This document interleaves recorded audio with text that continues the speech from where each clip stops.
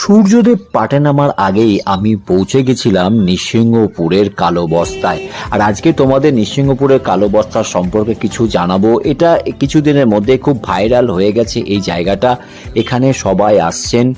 এই রাস্তা ধরে সোজা চলে যেতে হবে, তাহলেই পৌঁছে যাওয়া যাবে নৃসিংহপুরের কালো বস্তা। আর রাস্তার দুধরে দেখো কত সুন্দর সবুজের সমারোহ, খুব সুন্দর মৃদুমন্দ হাওয়াও বইছিল, কিন্তু গরম ছিল অস্বাভাবিক।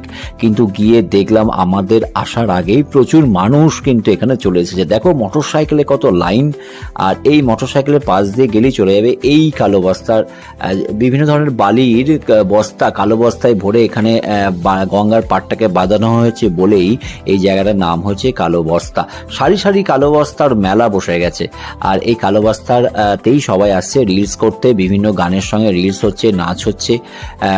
গঙ্গার ধারে রয়েছে বিভিন্ন ধরনের নৌকা। আর এই দেখো এখানে তো জমে গেছে নায়ক নায়িকার নাচ। এর পুরো ভিডিওটা কিন্তু আমি আমার চ্যানেলে চলে এসেছে। তোমরা যদি মনে করো দেখতে ইচ্ছা করো তাহলে তোমরা দেখে নিতে পারো অবশ্যই ভিডিওটা। আর একটা দিন কিন্তু পরিবারের সবাইকে নিয়েই বা প্রিয়জনদের নিয়ে কিন্তু চলে আসতেই পারো নৃসিংহপুরের কালো বস্তায়। টাটা।